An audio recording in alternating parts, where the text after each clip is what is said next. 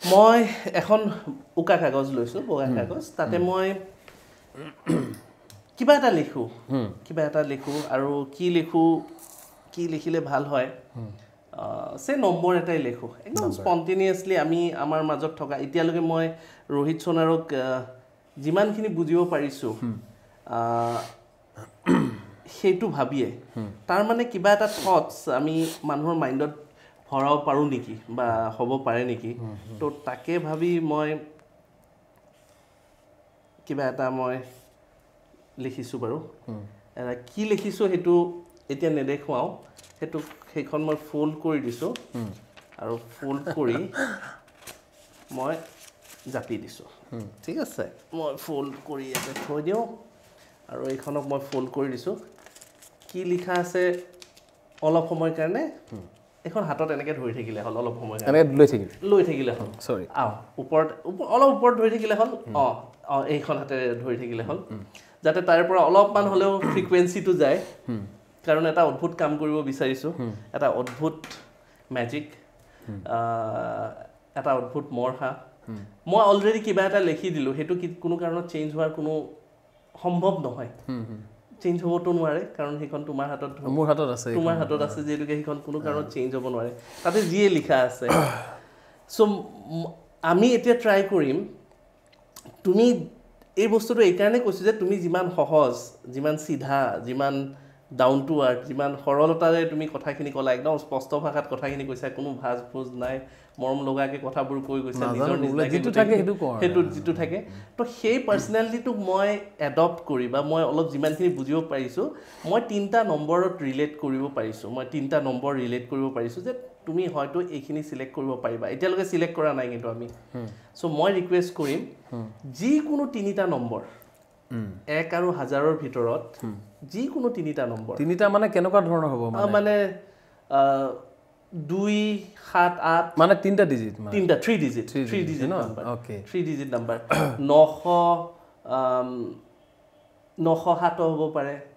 502 হ'ব পাৰে 361 হ'ব পাৰে 129 হ'ব পাৰে যিকোনো একদম নিজৰ ইণ্ডিপেণ্ডেণ্ট চিলেকশ্যন এটা যেতিয়াই চিলেক্ট কৰা হৈ যায় ওকে বুলি ক'লে হ'ল মই চিলেক্ট কৰিম মই আপোনাক ক'ব লাগিব নে নালাগে মানে চিলেক্ট হোৱাৰ পিছত থিৰাং কৰি ল'লে মই মনত ৰাখিলে হ'ল ওকে ৰাখিলোঁ হৈ গ'ল কি হ'ব লাগিব 3টা নম্বৰ চিলেক্ট হৈ গ'ল ঠিক আছে ক'ৰবাত ফিল হৈছে নেকি কোনোবাই সেই নাম্বাৰখিনি কোৱাইছে বুলি নাই কোনে ক'ব এতিয়া আপুনি এতিয়া দিছে কোনো মানে মাইণ্ডত ফিল আহিছে নেকি কিবাহে মানে আহি মাইণ্ডত কৈছে সেনেকুৱা ধৰণৰ ফিল আহিছে নেকি কাৰণ মই এটা ৱেভলেংথ পঠাবলৈ চেষ্টা কৰিছোঁ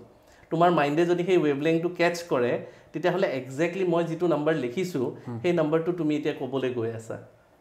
শুনিবলৈ অলপ টান হৈছে ন এনেকুৱা মানে মই যিটো ৰাখিছোঁ সেইটো আপুনি লিখিছে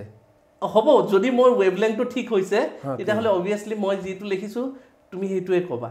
কিন্তু যদি মোৰ ৱেভলেংথটো পঠাওঁতে বা আমাৰ দুটাৰ মেটচ কৰা নাই তেতিয়াহ'লে অবভিয়াছলি বেলেগ হ'ব পাৰে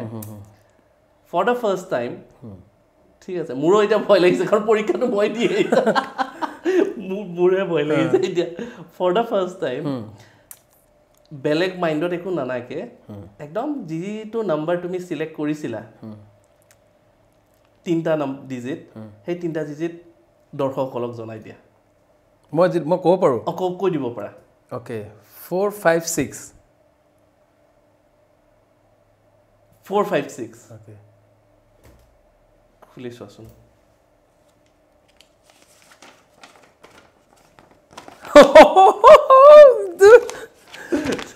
মাই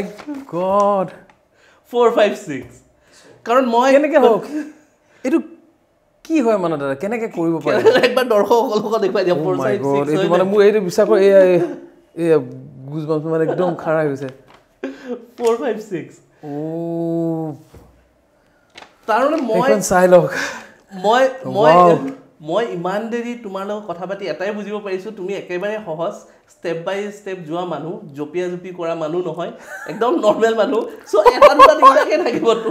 মানে সেই নহয় আৰু চেঞ্জেছ নহয় যে কিবা বেলেগ বেলেগ হ'ব সেইটো নহয় জাম্বল আপ নহয় না না না পটককে কিবা ডাঙৰ হ'ব বিচৰা নাই ষ্টেপ বাই ষ্টেপ 4 5 6 লাহে লাহে যাও বিচৰতে লাহে লাহে তো সেইটোৰে নাম্বাৰটো মই ভাবিছো সেইকাৰণে তুমি ৱাও এইটো মানে এইটো মই জীৱনত আৰু এটা কথা কওঁ মই এনেকৈ লাইভ মানে চাইছোঁ দূৰৰ পৰা এইটো মোৰ বহুত ডাঙৰ এক্সপিৰিয়েঞ্চ আৰু মানে এইটো মানে ৱাও মানে মই আপোনাৰ পৰা এইটো পাম বুলি আশাটো আছেই মনত মই কিবা এটা চাব পাম আজি থেংক ইউ ৱাও মানে এইটো মই কিন্তু এদিন এনেকৈ দিনটো বহিম মই আপোনাৰ লগত মজা ল'ম পুৰা ঠিক আছে সেইদিনাখন গান শুনিম আৰু মই যাদু দেখুৱাম একদম একদম একদম মোকো গান শুনাব লাগিব তেতিয়া শুনাম মই গানে গাওঁ কি শুনাম আৰু বোলে গান গাওঁ গানে গাওঁ থেংক ইউ ছ' মাছ